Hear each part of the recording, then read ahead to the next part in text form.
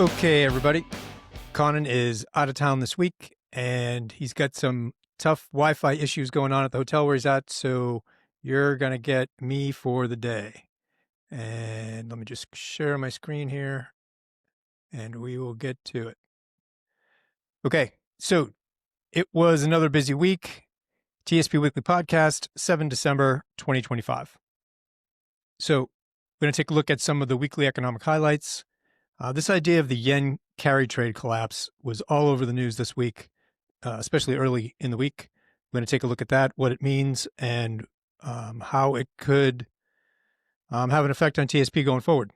I'm going to take a look at the trend, right? We talk about trends a lot, and a lot of people have a hard time understanding what we mean by trend, and it's really based on time. Whether you look at monthly, weekly, daily, or even shorter time frames, because trends happen within other trends. And so having a really broad look at it can help a lot when making reallocation decisions.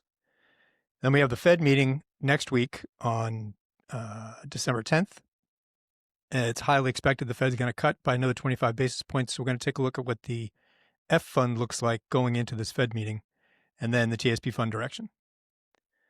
So according to ADP, the U.S. cut 32,000 jobs in November. Okay, this is what it looks like at the Trading Economics site right here. What's really important to kind of take away is the downtrend, right? Since, October, this is a 3-year weekly. So since October, the trend in employment has been declining. Okay. And this is not a good look for the numbers. Okay. When we start getting clusters of decreasing jobs, right, from month to month. So we definitely do not want to see a spike down in ADP employment change. Okay. Next one was manufacturing, right? The economy is basically in two halves, the manufacturing sector and the services sector.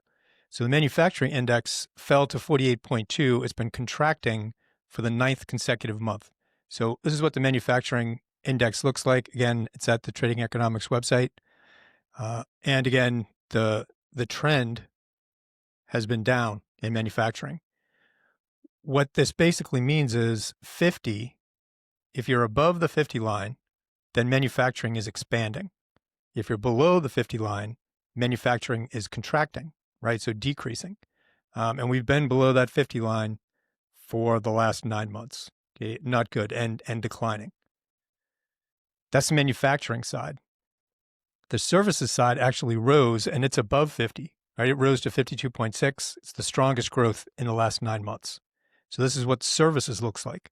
So we've been above 50, right, all year. So that's a good thing. We started to decline in services into the summer, and then we've started to expand again, right, going forward in the last quarter or so. So services are definitely taking up the slack where manufacturing is underperforming. We really want to see both sides of the economy kind of pushing in the same upward direction, but we're not seeing that right now in manufacturing. And then the odds of a December rate cut, roughly 88%. The odds come from this thing called Polymarkets, which we'll take a look at that chart here. This is the Polymarket, Polymarket.com. You can pretty much bet. It's a betting site. You can bet on anything there. But in this case, it is the odds of a Fed rate cut in December. And what's really interesting about this chart is it tends not to be really volatile, right? If we go back here to August, the odds of a 25 basis point decrease back here in August were like 60%. And slowly, right, it trended up to about 90%. And no change, meaning the Fed wouldn't cut or raise rates, was slowly declining, right, into the end of October. And then the Fed started getting some new numbers, and we had the government shutdown and everything else, and things got really volatile, right? You got the expected 25 basis point cut fell, right, to about 20%. So back here at the end of October, people were literally betting on the fact that the Fed was going to cut rates at basically 90%, for sure they were going to cut rates. And then by the end of November, it had plummeted to like 20%. And then we get the new numbers that come out after the reopening of the government, and now it explodes back up to basically 90%. So there's a lot of volatility there, which is to be expected because of the government shutdown, and we didn't have the data. But it's also kind of consistent with what's happening in the overall market right now. There's a lot of volatility. There are certainly people that think the market is getting ready to explode to the upside, and there are other people that think the market is getting ready to collapse any day. And it's reflected all over the place. The lack of security about anything is kind of reflected all over the place. And this is just another good example of that. Okay, so this thing called the yen carry trade. It's a little bit complicated, but it's really not that tough to kind of get your mind around when it comes right down to it. So what happens is you borrow yen. Okay, imagine this. You're an investor and you're going to borrow yen. You're going to take that money that you borrowed in yen, invest it in high yield assets, and then pocket the spread. Okay, pocket the difference. So if yen costs you 0.1% to borrow, and you invest that in U.S. government, 10-year bonds that yield 4%, you're putting 3.9% in your pocket, guaranteed. Right? There's no risk. The risk is the volatility in the yen and the volatility in the yield of 10-year Treasury bonds. So you can be pretty sure that 10-year Treasury bonds are going to be around 4%, and the yen has been almost zero for years. And so what happens when the yen yield starts to go up, right? That's what's happening. So that simple idea, known as the yen carry trade, has fueled enormous profits for hedge funds and global investors for decades. Okay, they borrow very cheap yen, convert it to dollars, and buy much higher yielding U.S. Treasury bonds, or Apple. Right, you can invest it in whatever you want. Basically, you're borrowing very, very cheap and getting a much higher yield, and then you just pay back whatever the rate was in the end. So how it actually works in plain English, right? Japanese interest rates have hovered near zero for years, while U.S. Rates sit at about 4.2%, right? So that's a huge 4.2% you can get basically guaranteed, right? So a trader borrows 100 million yen at a half a percent and converts it to dollars. They invest the dollars in U.S. Treasury bonds that yield 4.2%. So the difference, roughly 3.7%, is the profit, right? Minus any hedging costs you have to convert from yen to dollars. That costs a little bit. But you're getting 3.7% basically guaranteed. So if you know it's a guaranteed trade, right, quote unquote guaranteed, you scale it up with leverage, right? So you're borrowing money to do this trade, and modest rate spreads become real money, right? You're making a lot of money when you leverage this trade, and it's been happening for decades. But it's built on a dangerous assumption that interest rates stay where they are and currency markets don't move sharply. When that assumption breaks, everything implodes. And so what's happening right now is the yield on the yen is almost at 2%. And so it went from basically zero to 2%. So it cut, not half, but close to half of the profit margin out of this trade. And investors that were hedged in it, right, that were borrowing to do this trade, now are upside down, and they have to start selling. So to cover, right, because now they're upside down, so they have to cover. And depending on how high the yield goes on the yen, the more we saw this back in August 2024 when that was the beginning of the change in yield in Japan, and so that was big news about a year and a half ago, and it's definitely back in the news now. So as rates continue to go higher on the yen, there could be a lot of hedge funds and big market players in trouble on this yen carry trade. Okay, so follow your trend, right? As TSP investors, we have to know the game that we're playing, right?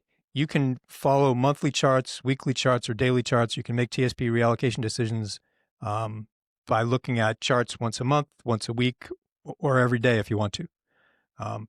Basically, what you want to know is what's happening in the trend that you need to follow. So this is a 1 month or monthly chart of the S&P 500, right? Our C fund. So each one of these ticks is 1 month of price movement. So you can see the monthly charts tend to trend for a long time. Okay, you got a long bullish trend here, pretty long bullish trend here, right? They tend to trend for a long time, and you get intermittent pullbacks on a monthly basis. But over time, right? We're going back to 2017. Over time, the trend is up. The trend is defined by higher highs and higher lows is an uptrend. So we put in a high here. We have a little correction. We put in a higher high, right? So the trend is up.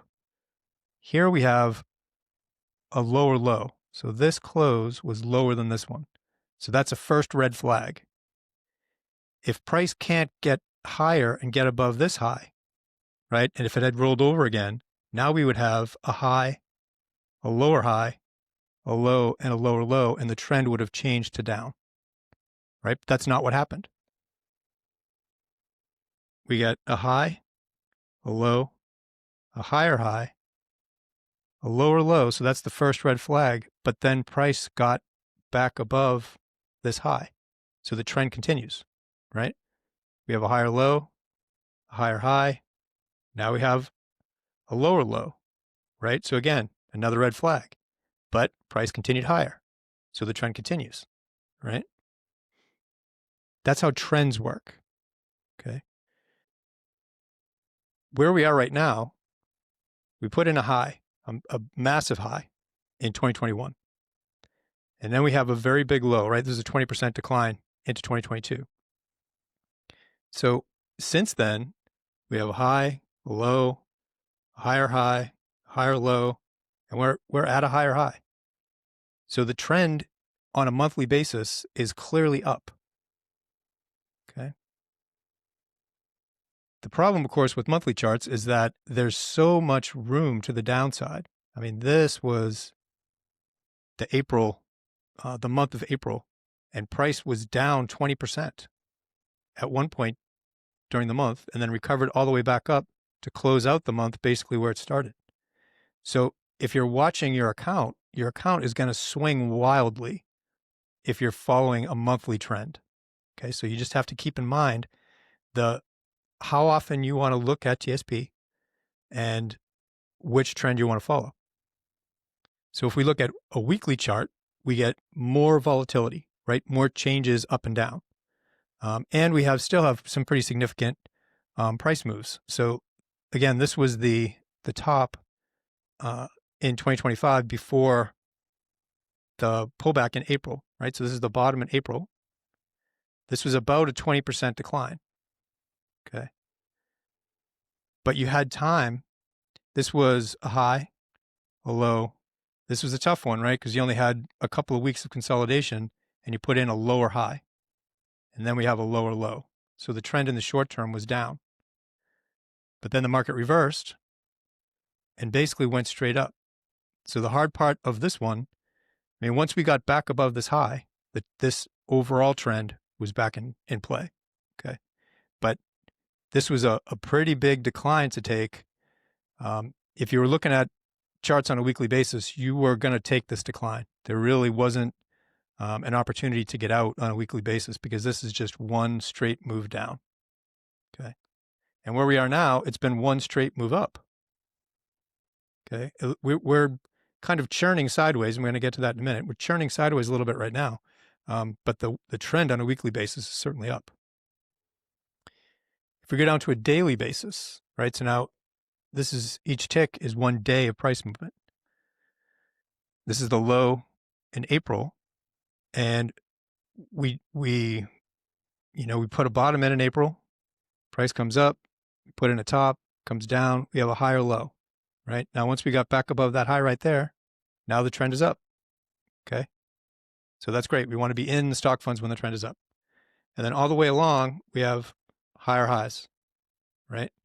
And higher lows all the way along until we get to this peak right here at the end of October. We have a high. We have a higher low relative to this one. And then we put in a lower high. And then we put in a lower low. So now in the short term, lower highs and lower lows, the trend is down. Okay. As of this point, I mean, this is earlier in the week this week, but we drew a trend line to connect these two highs, and we're pushing up against it. So if we can get back above this trend line and certainly back above this high, then the trend continues to the upside. Okay. And if we want to break it down even further than daily, which is really not helpful in terms of TSP reallocations, except if you want to see what's really happening inside here, you can break it down to a 2-hour chart.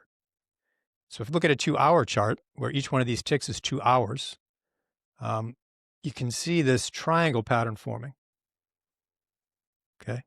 So that's a consolidation pattern. And so what you're looking for is a breakout either to the upside or to the downside.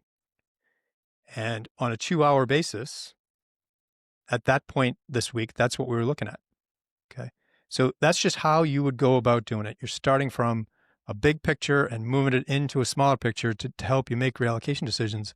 But again, the most important piece here is to know what your ability to look at the frequency of looking at the market and how you want to take a look at these trends.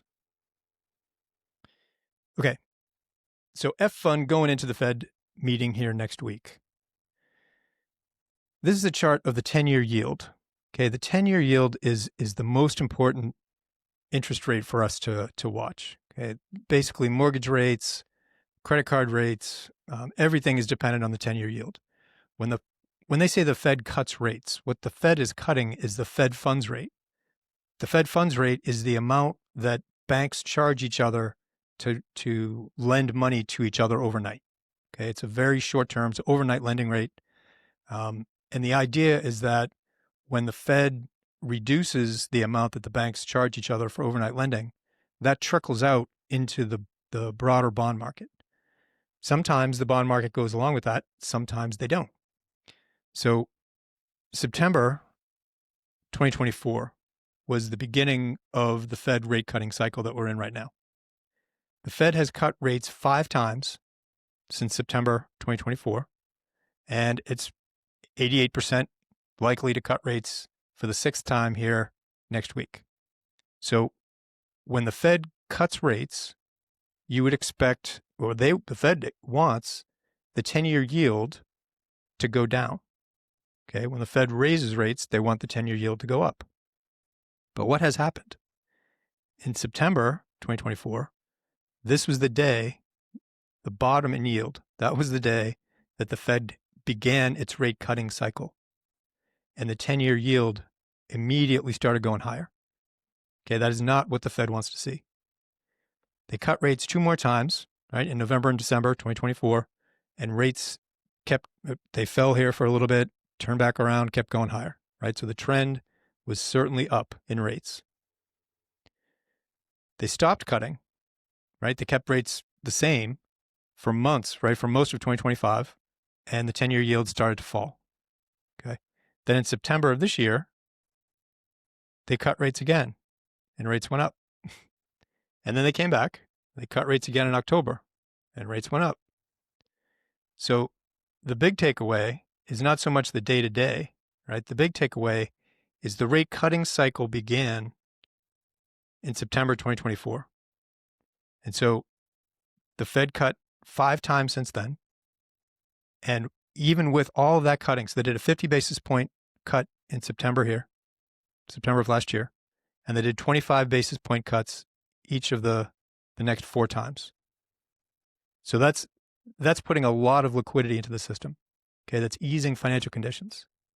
But what actually happened? Over that period of time, the rate was down here at about 3.6, and now it's up here at about 4.14.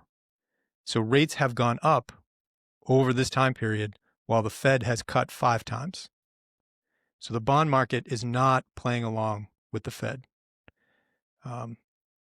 Whether that's because of inflation, the condition of the economy, the bond market is just not playing along with the Fed. So how do we kind of use that information? This is the F fund. Okay.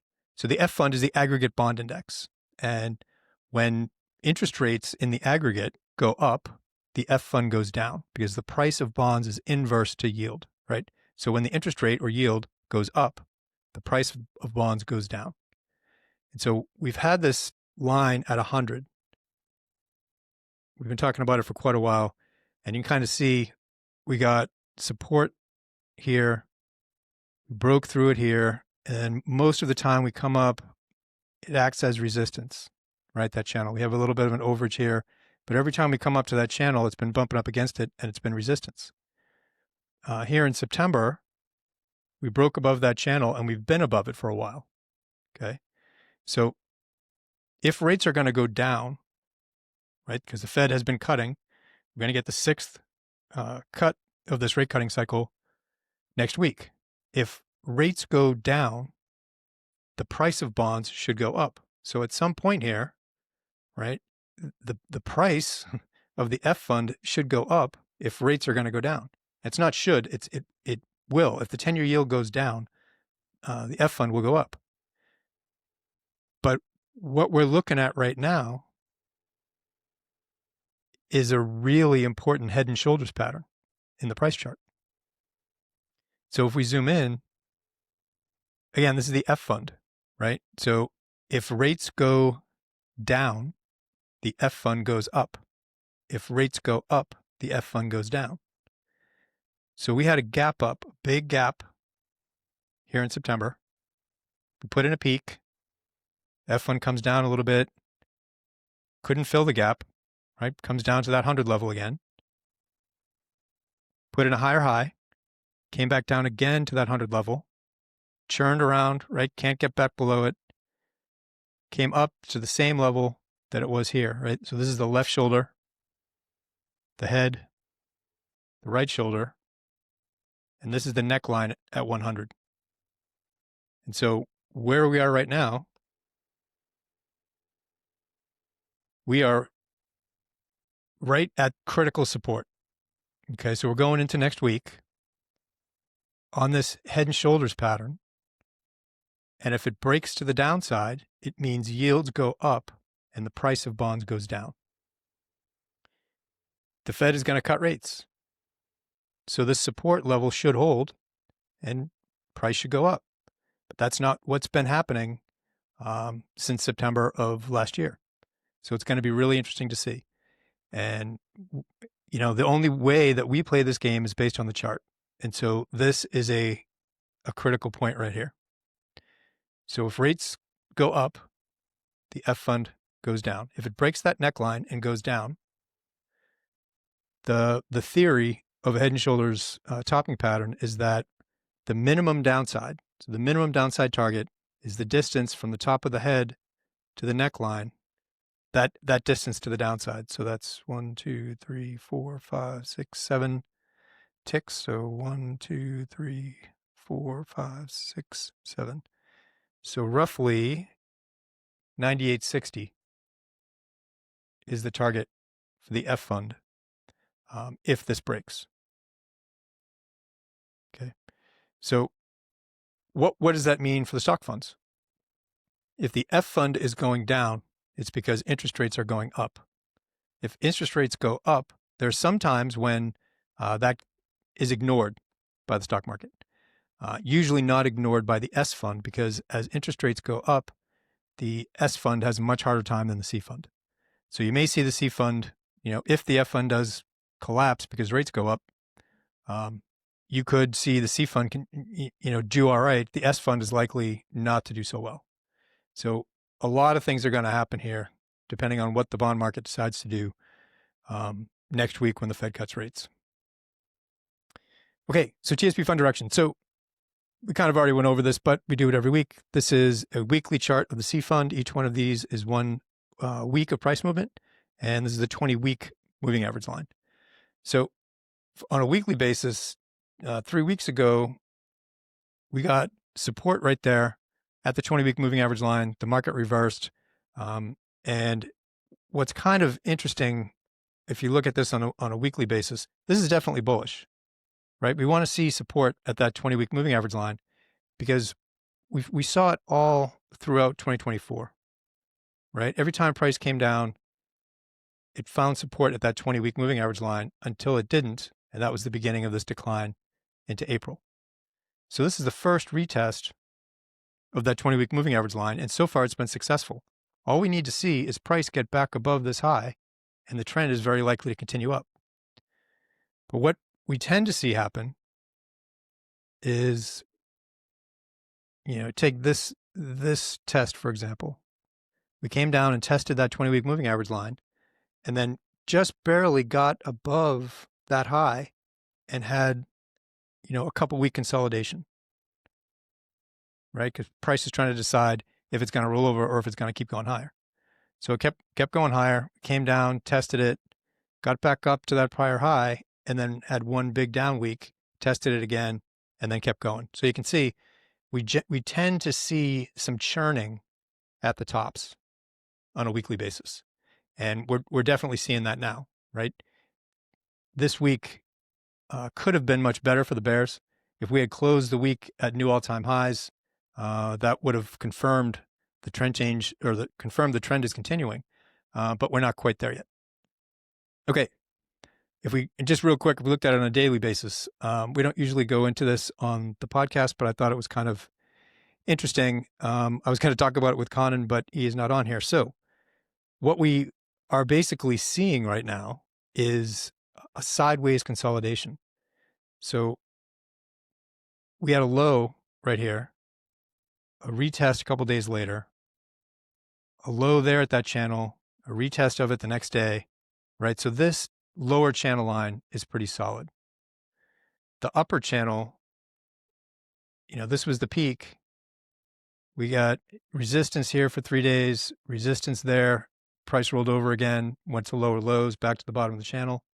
And now it's come up, and then for 1, 2, 3, 4, 5, 6 days, it's been banging up against that lower or that upper channel, right?